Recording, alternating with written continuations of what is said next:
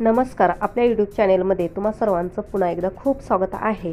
या व्हिडिओमध्ये अगदी हलवाईपेक्षाही टेस्टी, खुसखुशीत, जाळीदार आणि सर्वात सोप्या पद्धतीने मैसूर पाक दाखवणार आहे. खूप सोपी पद्धत असेल, जे नवीन शिकत आहे त्यांनाही सहज जमेल. तर चला तर व्हिडिओला सुरुवात करूया. ह्या ठिकाणी बघा 200 ग्रॅम बेसन घेतलेला आहे, म्हणजे अंदाजे 1 वाटी घेतलेली आहे. तर 1 वाटीचं मेजरमेंट ठेवायचं आहे, किंवा वजनी म्हटलं तर वजनीसुद्धा तुम्ही मेजरमेंट ठेवू शकता. दोन्ही पद्धतीने मी सांगणार आहे.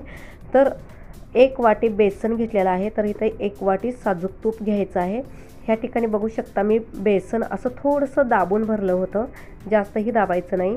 आता 1 वाटी तुपामधलं ह्यात अर्धे पण लागत नाही, थोडेसे तूप ह्यातमध्ये घालायचे आहे आणि एकजीव करून इथे व्यवस्थितपणे बॅटरने मिक्स करून घ्यायचं आहे. बघू शकता हे जर टेक्स्चर कसं आलेलं आहे, तर याच पद्धतीने आलं पाहिजे. तर आणखीन थोडंसं इथं घट्ट वाटतंय, तर आणखीन काही चमचे आपण ह्यात तूप घालूया, म्हणजे थोडंसं सैलसर हवं आहे. तर व्यवस्थित लक्षपूर्वक तुम्ही हा व्हिडिओ बघितला तर तुम्हाला पहिल्यांदाच मैसूर पाक 100% व्यवस्थित जमणार आहे. तर बघा थोडेसे तूप एखादा चमचाचा घातलेला आहे. तर प्रत्येक गोष्ट परफेक्टली झाली तरच आपण जे काही रेसिपी बनवू ते परफेक्ट तयार होते. तर बघू शकता ह्याचं टेक्स्चर कसं आलेलं आहे, थोडंसं लिक्विड फॉर्ममध्येच यायला पाहिजे. आता हे ठेवूया थोड्या वेळासाठी बाजूला. आता बघू शकता ह्याच पातेल्यामध्ये तूप गरम केलं होतं, वितळून घेतलं होतं. आता याच पातेल्यामध्ये हे तूप काढून घेत आहे आणि हे तूप एक साईडला गरम करायला ठेवायचं आहे. तर कधी गरम करायला ठेवायचं आहे, मी लगेचच एक साईडला ते तूप गरम करायला ठेवलेलं आहे. आणि ह्या ठिकाणी बघा 1 वाटी बेसनसाठी 1 वाटी साखर घ्यायचं आहे आणि त्यामध्ये अर्धी वाटी, त्याच वाटीने अर्धी वाटी पाणी घालायचं आहे. वजनी म्हणायला गेला तर जसं की 200 ग्रॅम बेसन घेतलं होतं, तर तुम्ही पावणे 200 ग्रॅम ते 200 ग्रॅम घेऊ शकता साखरसुद्धा, किंवा वाटीने म्हणलं तरी पण 1 वाटी बेसन 1 वाटी साखर परफेक्ट गोड होतो. तर बघा आता ह्या ठिकाणी साखर वितळली की उकळी येऊ द्यायचं आहे आणि 1 तार पाक करायचं आहे.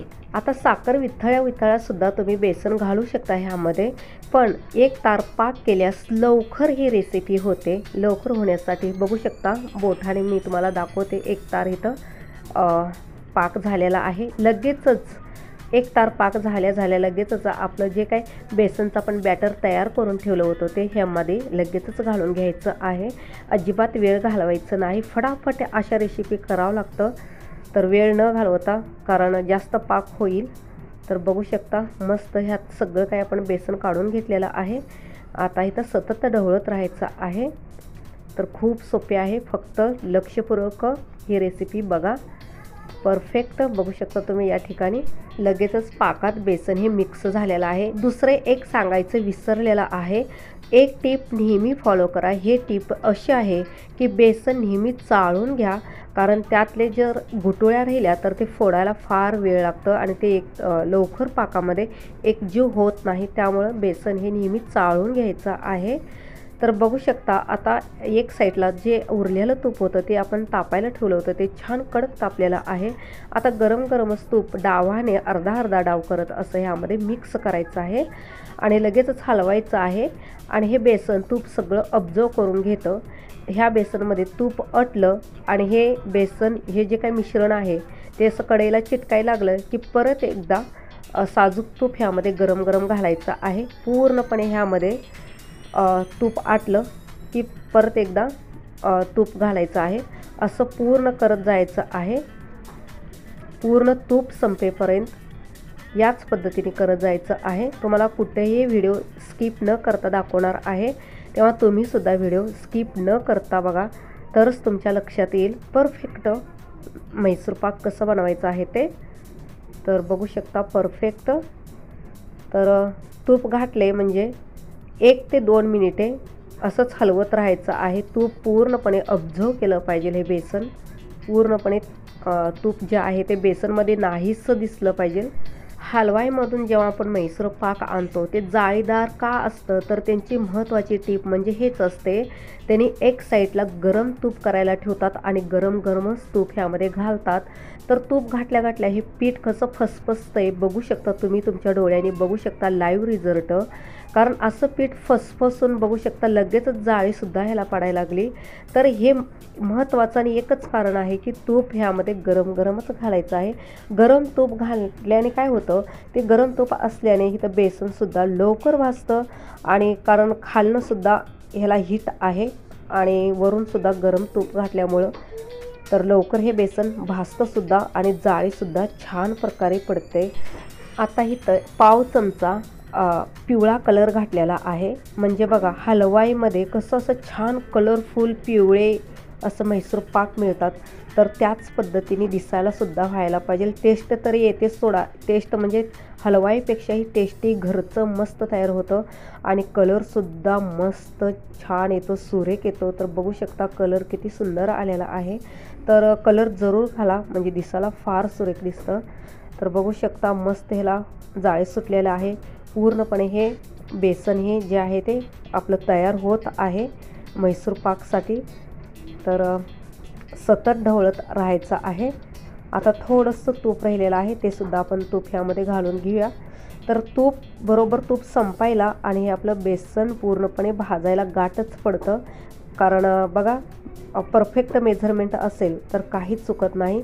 मेझरमेंट कसं घेतलेलं आहे मी हे तुम्ही नक्की लिहून घ्या आणि त्याचप्रमाणे कुठेही कमी जास्त न करता तुम्ही त्याचप्रमाणे करा, तुमचं परफेक्टलीच होईल. तर बघू शकता मी आता गॅस बंद केलेला आहे, तूपसुद्धा संपलेलं आहे.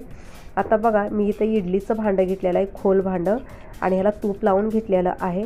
आता फटाफट काहीच वेळ घालवायचं नाही. ह्या रेसिपी जसं मी मागा म्हणाले त्याप्रमाणे फटाफट करावं लागतं.